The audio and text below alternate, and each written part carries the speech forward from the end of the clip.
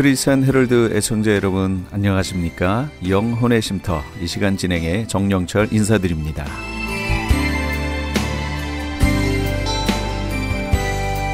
크리스천 헤럴드는 신문을 시작으로 라디오, 이제는 공중파 채널인 18.88을 통해 텔레비전으로도 함께 하실 수 있습니다. 이 시간에 방송되는 모든 목사님들의 설교를 인터넷 웹사이트 www.chtv1888.org를 통해 다시 들으실 수 있습니다. 하루를 귀한 말씀과 찬양으로 마감하시는 시간 되시기 바랍니다. 이 시간은 프레이즈 교회의 정대철 목사님께서 로마서 6장 6절에서 11절까지의 말씀을 본문으로 성도들의 마땅한 삶, 그 두 번째 시간 하나님의 말씀 전해주시겠습니다. 많은 은혜 받으시기 바랍니다. 이것은 하나님께서 우리에게 주신 선물이에요. 이걸 우리가 또 다른 말로 은혜라고 하는 것이고 은총이라고 하는 것이고, 그것은 하나님이 우리에게 베푸신 사랑이라는 것입니다. 독생자까지 우리에게 주시면서 이루신 아가파오, 아가페의 사랑이다. 이제 우리는 하나님의 자녀가 됐어요. 하나님의 자녀로 신분이 바뀌었어요. 그러면 그 다음에 어떻게 해야 되느냐? 신분이 바뀐 사람으로서의 삶을 어떻게 사느냐가 중요한 것입니다. 여기 우리 남자분들 군대 다녀오신 분들 계실 겁니다. 물론 저도 군대는 다녀왔습니다. 군대 다녀왔는데 제일 어려웠던 게 뭔지 아십니까? 10월 16일에 제가 군대를 갔어요. 10월 15일까지 살았던 내 삶의 모든 방식과 내 가치와 내 생각과 내 말투와 이런 거를 10월 16일부터 싹 바꿔야 됐어요. 너무너무 힘들었어요. 군대 다녀오신 분들은 아실 겁니다. 민간인 신분에서 군인 신분으로 딱 바뀌니까 너무너무 힘든 거야. 일어나서 군복 입고 뛰어다녀야지. 막 화생방 들어가가지고 콧물, 눈물, 구멍이랑 구멍에서 다 쏟아나오고, 다시는 쳐다도 보기 싫은 그 화생방 훈련에다가 막 별짓 다 행군하다가 거의 숨이 꼴깍꼴깍 넘어가고 막 힘든 거예요. 왜? 그걸 왜 해야 돼? 굳이 내가 왜 해야 돼요? 그걸? 신분이 바뀌었기 때문에 해야 돼요. 나는 더 이상 민간인이 아니야. 군인이에요. 그러면 군인이 되기 위해서는 삶이 달라야 돼. 군인이 여전히 10시까지 퍼질러 자고, 군인이 여전히 엄마 찾고 앉았고, 그게 무슨 군인이야. 큰 군인이 아니지. 신분이 변화가 되면 그 신분에 맞는 삶을 살아야 돼요. 칭의는 신분이 변화되는 거예요. 마귀의 자녀에서 하나님의 자녀로 신분이 변화되는 거예요. 그런데 여전히 우리는 위선이라는 이름 하에, 위선이라는 그런 굴레에 갇혀서 어떻게 해요? 마귀의 자녀의 신분으로 여전히 살고 있더라라는 거죠. 우리는 그리스도의, 우리 지난 시간에 본 겁니다. 예수 그리스도의 죽으심과 합하여 죽었다. 그걸 우리가 세례라고 얘기했어요, 지난주에. 세례는 장례식입니다. 장사 지내는 것이 세례식입니다. 죽었다. 그 그리스도와 함께 죽었고, 그 그리스도께서 부활하심과 함께 우리도 새 생명을 얻게 되었어요. 우리는 그 새 생명 얻게 된 그 삶 속에 우리가 살아야 된다는 거예요. 그걸 우리가 두 글자로 뭐라고 그러냐면 성화라고 얘기하는 거예요. 성화. 성도들이 살아야 할 마땅한 삶, 그걸 성화라고 하는 거예요. 신분이 변화되었기 때문에 변화된 신분으로서의 삶을 살아야 되는데, 그것이 성화.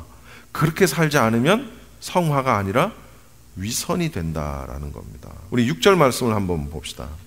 앞에 보시고 한번 읽어보세요. 시작. 우리가 알거니와 우리의 옛사람이 예수와 함께 십자가에 못 박힌 것은 죄의 몸이 죽어 다시는 우리가 죄에게 종노릇 하지 아니하려 함이니. 우리가 알거니와, 여기서 말하는 우리라는 것은 물론 이 본문상에 나오는 우리는 바울 자신을 포함해서 이 편지의 수신자들인 로마 교회 교인들을 이야기하는 것이죠, 물론. 그러나 사실 궁극적으로 이 서신을 읽는, 이 로마서를 읽는 모든 독자들을 말하는 것입니다. 그러니까 당연히 우리도 포함이 되는 것이죠. 포함이 되는 겁니다. 근데 우리가 알거니와, 뭘 알아? 알거니와라는 말은 여기서 기노스코라는 그런 말인데 이것은 이해하다, 인식하다라는 건데 이것이 배워서 아는 그런 이해하고 인식하는 것이 아니라 원어적인 의미는 경험적으로 아는 것을 말합니다. 배워서 아는 게 있고 배우진 않았는데 경험을 해서 아는 게 있잖아요. 경험을 통해서 아는 걸 말하는 거예요. 다시 말하면 이것은 우리가 알거니와 할 때 그 알거니와는 우리가 실제적인 신앙생활을 통해서만 아는 것을 말한다라는 거예요. 자, 우리가 실제적으로 신앙생활을 통해서 아는 것처럼 우리가 알거니와 우리의 옛사람, 옛날 사람, 아니 우리의 옛사람, 뭐 우리 할아버지인가? 우리 조상님이에요? 이순신 장군이에요? 옛사람이? 아니요. 우리의 옛사람은 나의 거듭나기 전 자아를 얘기하는 겁니다. 내가 새롭게 태어나 예수님을 믿고 중생하고 거듭나기 전 나의 아이덴티티, 나의 어떤 나의 자아, 나의 에고, 이걸 우리가 옛사람이라고 하는 거예요. 그럼 나의 옛사람이 뭐예요? 나의 옛사람의 정체성이 뭡니까? 죄의 자녀예요. 이걸 오늘 성경에서 뭐라고 얘기하냐면 죄의 종노릇 하던 사람이다라고 얘기하는 겁니다. 우리의 자아는 그럴 수밖에 없죠. 우리 아버지가 누군데? 마귀니까. 우리의 옛사람일 때에 우리 아버지는 마귀예요. 마귀니까 마귀의 자녀니까 마귀의 짓을 하는 거예요. 그 마귀의 짓이라는 게 뭐예요? 죄야, 죄. 그냥. 그런데 우리의 옛사람이 예수와 함께 십자가에 못 박혔다. 예수님과 내가 언제 십자가에 못 박혔지? 나는 못 박힌 적이 없는데? 예수님의 죽으심과 합하여 아까 얘기했죠. 세례받은 것을 말하는 겁니다. 세례는 주님과 함께 내가 같이 죽는 걸 이야기하는 거예요. 물 속에 들어가면서 장사 지내는 걸 의미한다라는 거죠. 그렇게 함으로 인해서 죄의 몸이 죽었다. 죄의 몸. 죄의 몸과 옛사람은 동격입니다. 같은 의미가 되겠죠. 죄의 주관 아래에 속해 있던 우리 인간 혹은 육신을 의미하는 거예요. 그 죄의 몸이 그때 같이 죽었다는 거예요. 그래서 결론이 어떻게 됐다고요? 다시는 우리가 죄의 종노릇하지 아니한다.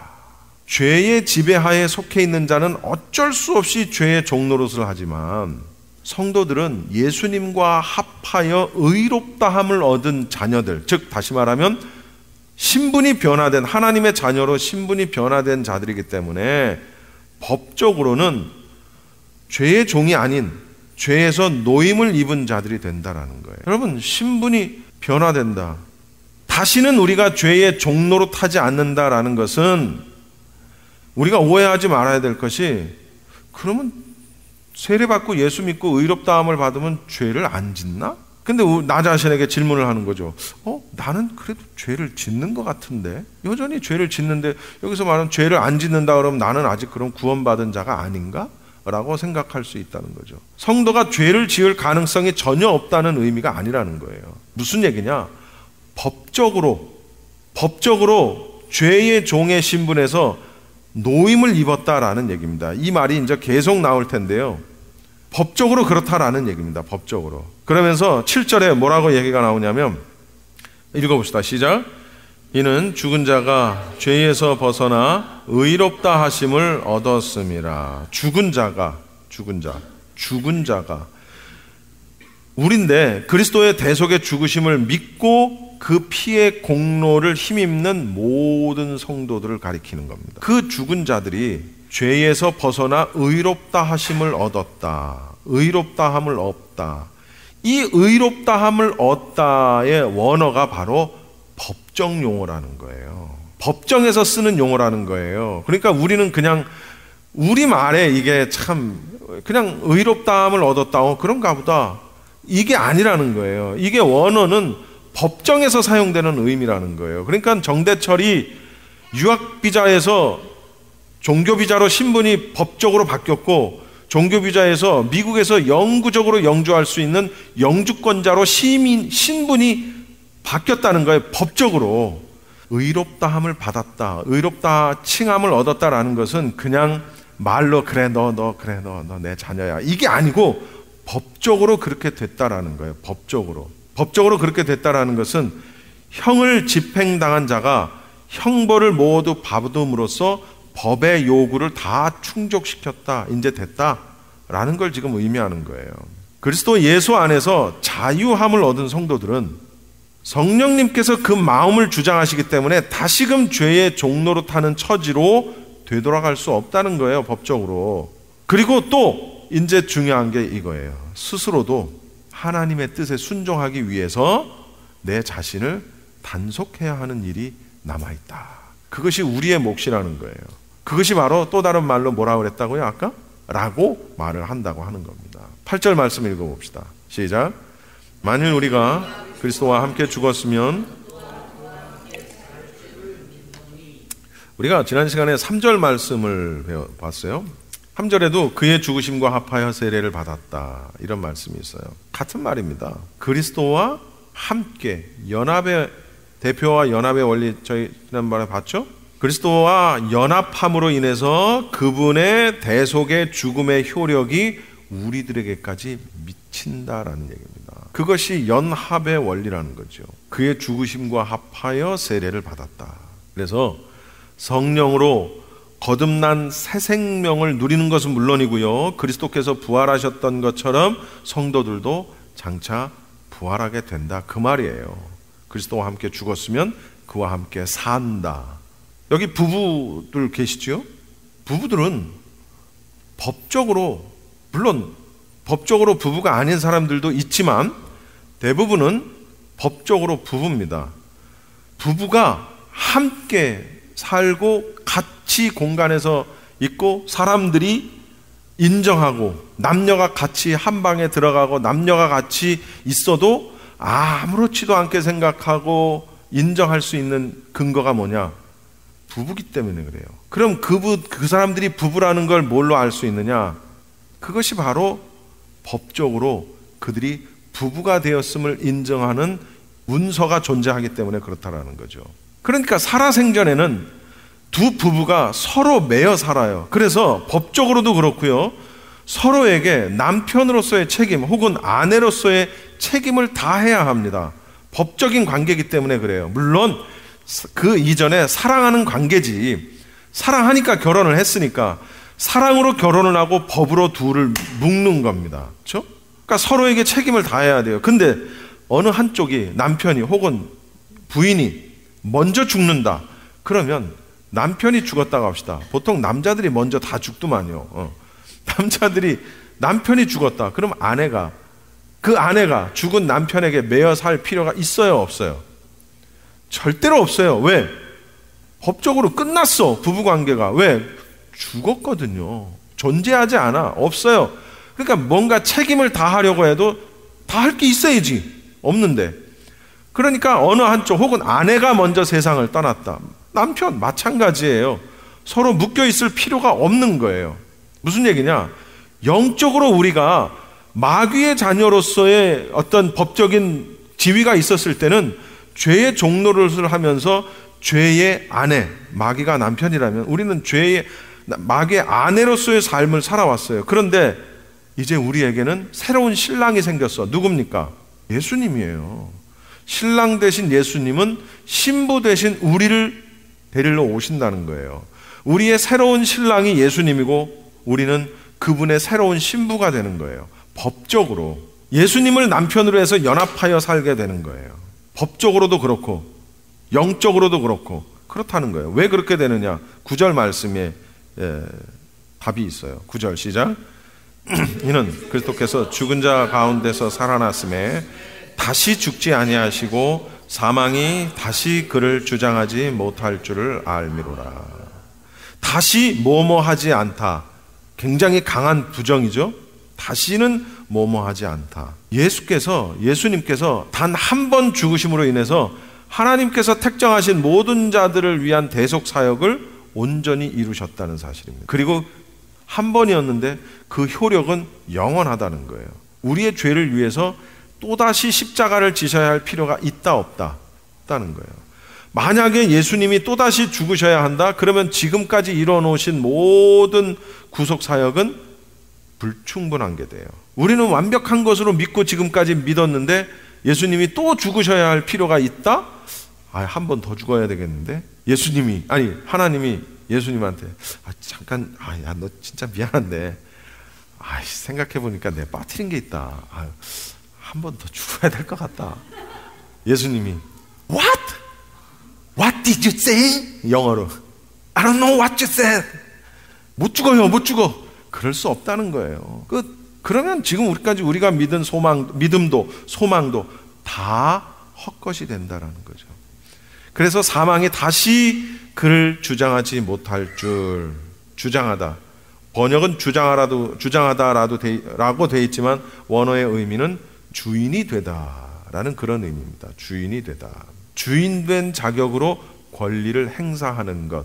그래서 주장하다. 이렇게 이제 번역을 한 겁니다. 다시 말하면 원래는 하나님의 아들이신 그리스도께서, 예수님께서 죄가 원래는 없잖아요. 그러니까 사망이 원래는 예수님을 지배할 수 있어요, 없어요? 원래는 없어요. 다만 인간의 죄를 대속하기 위해서, 인간이 지은 죄를 대신 지시기 위해서 자발적으로 죽음의 자리에 들어가신 거잖아요, 예수님은. 그러니까 이 자유주의 신학자나 불신자들 가운데에는 예수님이 어떻게 했다고요? 그가 죄가 많아서, 그가 지은 죄가 많아서 그가 십자가에서 달려 죽었다라고 말을 한다는 거죠. 근데 사실은 그게 아니라는 거예요. 10절 읽어봅시다. 시작. 그가 죽으심은 죄에 대하여 단번에 죽으심이요 그가 살아계심은 하나님께 대하여 살아계심이니. 다시 반복합니다. 예수님이 자발적으로 십자가에 서신 것은, 죽음의 자리에 서신 것은 구원하시기로 계획하신 인간의 죄를 친히 걸머지시고 우리 인간들을 속하시기 위해서 십자가에 달리셨을 뿐이라는 거예요. 죄가 있으셔가 아니고. 그리고 중요한 거, 단번에, 한 번에. 이게 왜 중요하냐? 구약의 제사는요, 그 효력의 제한성 때문에 계속해서 짐승을 죽여야 했어요. 짐승 한 마리만 딱 죽이고 끝? 아니요. 계속해서 짐승들은 죽어나가야만 했어요. 왜냐하면 그 효력이 그때만 유효하기 때문에. 그런데 예수님께서는 당신 몸을 그 제물로 대신 드리신 거예요. 그래서 예수님 몸은 하나밖에 없잖아요. 예수님 몸이 해마다 몸이 다시 살아나는 것도 아니고. 그래서 한 번으로 다 끝내버리시는 거예요. 그래서 여기서 단번에라는 것은 어떤 횟수가 한 번이다라는 의미가 있어요. 그러나 더 중요한 건 단번인데 그 효력의 제한성이 없이 끝없다. 영원히 지속된다. 2000년 전부터 오늘까지, 또 앞으로 예수님이 오시기 전까지 그 효력은 계속 유지가 된다. 이게 중요한 11절 말씀입니다. 시작. 이와 같이 너희도 너희 자신을 죄에 대하여는 죽은 자요 그리스도 예수 안에서 하나님께 대하여는 살아있는 자로 여길지어다. 오늘 설교의 결론 부분입니다. 죄에 대해서 죽은 자일 수 있는 것은, 또 하나님께 대하여 살아있는 자로 여길 수 있는 것도 다 무엇 때문입니까? 그 중간에 무엇이 있습니까? 그리스도 예수 안에서, in Christ. 이게 중요한 거예요. in Christ. 여러분, 리우 올림픽에서 펜싱 에페라는 종목에서 박상영이라는 선수가 금메달을 땄습니다. 금메달을 딴 것도 훌륭하지만 박상영이 훌륭하게 여겨지는 것은 그가 10대 14로 지고 있다가 15대 14로 역전을 했어요. 10대 14. 여러분, 상대방은 한 점만 내면 이겨. 근데 우리 선수는 5점을 더 내야 돼. 에페라는 종목은 서로 동시에 찔렀을 때는 동시타를 인정을 하는 거예요. 그러면 서로 찌르면 나도 점수를 얻지만 상대방도 점수를 얻을 수 있기 때문에 지는 거예요. 한 점만 더 하면. 근데 거기서 내리 5점을 따가지고 15대 14로 역전해가지고 금메달을 땄어. 근데 그가 10대 14로 지고 있을 때 막 혼잣말 했죠. 그게 유명한 거예요. 할 수 있다. 할 수 있다. 할 수 있다. 그게 진짜 했어. 그래가지고 막 그게 더 사람들에게 용기를 주고 할 수 있다. 그래, 할 수 있다. 굉장히 어떤 그 긍정적인 가치, 나는 할 수 있다. 굉장히 아주 귀한 겁니다. 박수를 보낼 만해요. 그 친구에게 정말 잘했어요. 그리고 그런 긍정의 마인드 굉장히 중요합니다. 온 시리에 젖어 있는 젊은이들에게 특히 더 용기를 주는, 왜냐하면 박상영도 20대 초반밖에 안 된 젊은이거든. 그가 그렇게 할 수 있다를 외치면서 금메달을 따는 모습을 보면서 많은 젊은이들이 힘을 얻고 용기를 얻어요. 그런데 우리는 할 수 있다 앞에 하나가 꼭 들어가야 된다는 거예요. In Christ가 들어가야 된다는 거예요. 우리에게 능력 주시는 자 안에서 우리가 모든 것을 할 수 있다. 여러분, 그러니까 우리 기독교인들이 할 수 있다, 단순히 앞뒤 다 빼버리고 그냥 할 수 있다, I can do it, 이것만 가지고는 안 된다는 거예요. 이것만 가지면 무엇이 되느냐? 그건 믿음이 아니고 신념이 되는 거예요. 신념. 나는 할 수 있다. 신념이 나쁜 건 아니겠죠. 근데 신념도, 나쁜 신념도 있어요. 좋은 신념만 있는 게 아니라 나는 할 수 있다. 그런 어떤 긍정의 마인드를 가진 신념을 가지고 하면 또 하는 경우도 있어요. 있기는. 그런 게 없다, 그것이 뭐 불충분하다, 불필요하다, 악하다, 그런 걸 말하는 것이 아니에요. 믿는 자들에게는 항상 할 수 있다의 조건이 들어가야 된다는 거예요. 그리스도 안에서. 내게 능력 주시는 자 안에서 내가 해야지 그것이 은혜지, 그냥 그런 거 없이 그냥 내가 혼자 신념, 할 수 있다는 신념을 가지고 하면 그 공로는 누구에게 있는 거예요? 나에게 있는 거예요. 나에게. 박상영이라는 선수는 자기의 어떤 할 수 있다는 신념을 가지고 싸워서 결국은 역전승을 했어요. 그 공로는 그에게 있는 거예요. 그 사람에게, 그 금메달의 가치는 그 사람에게 있는 거예요. 그런데 그가 그렇게 말하지 않고 나는 그리스도 안에서